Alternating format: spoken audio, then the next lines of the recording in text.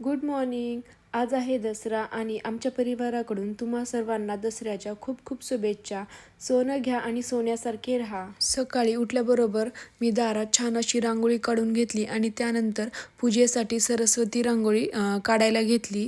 असे म्हणतात की सरस्वती मातेच्या कृपेने घरामध्ये ज्ञान, संगीत आणि पॉझिटिव्ह वाईब्स आणणारी ही रांगोळी आहे. दसऱ्याच्या दिवशी हत्यार पूजनाला खूप महत्त्व असतं.